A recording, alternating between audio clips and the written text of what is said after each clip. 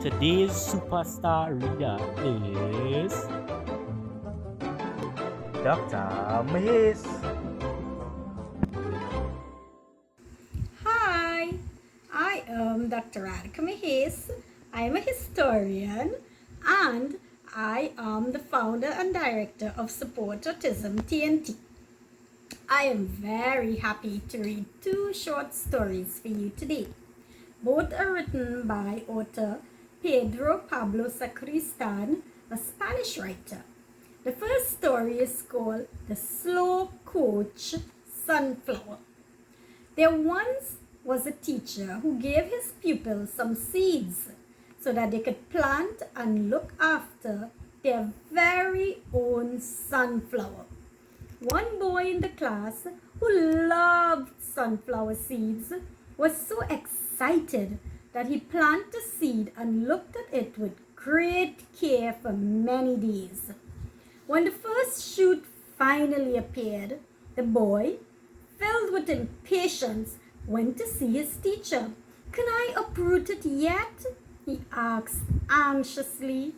The teacher answered that he would still have to tend the plant for quite some time before he would be able to collect many seeds from just one sunflower.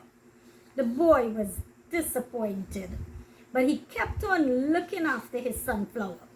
However, he grew increasingly impatient and did little else but pester his teacher about wanting to take out the plant. Despite the teacher asking him to be patient, as soon as the boy saw the sunflower's first seeds, he cut the plant so he could eat them.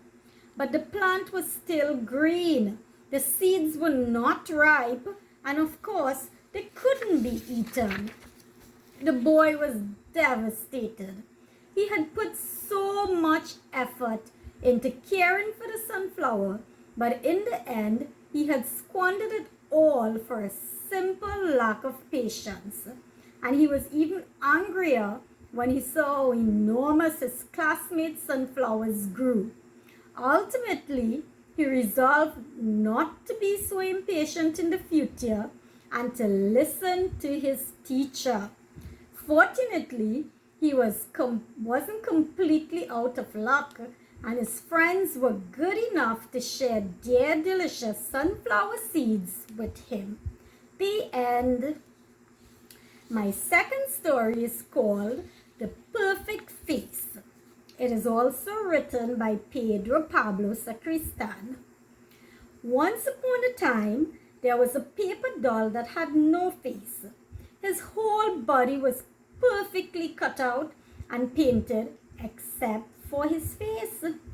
However, he had a pencil in his hand so he could choose whatever face he wanted to have. How lucky! He then spent all day asking everyone he met, "What's the perfect face like?"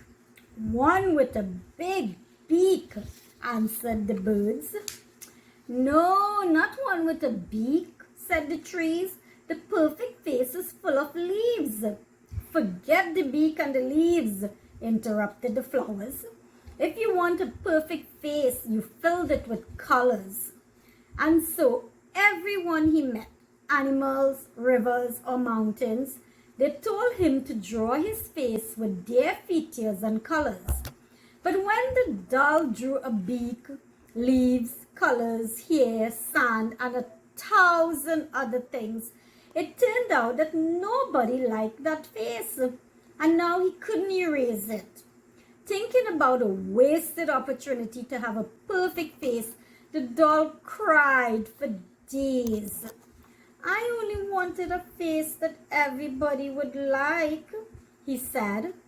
"And now look, what a disaster."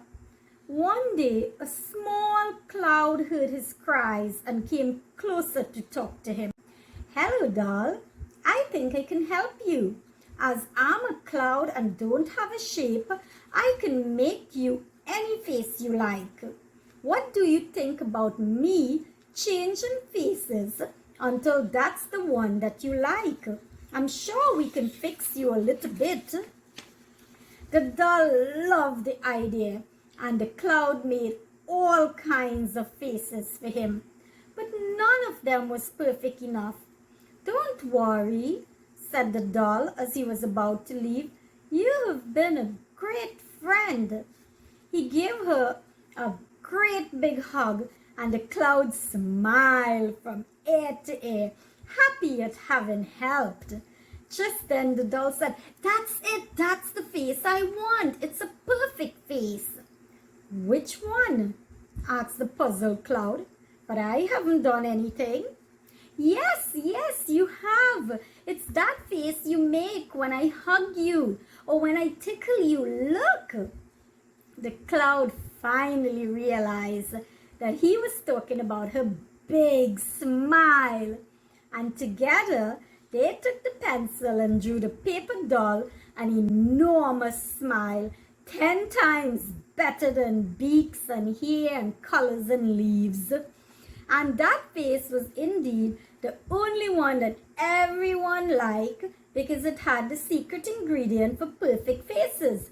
A big smile that could never be erased. Thank you. Bye.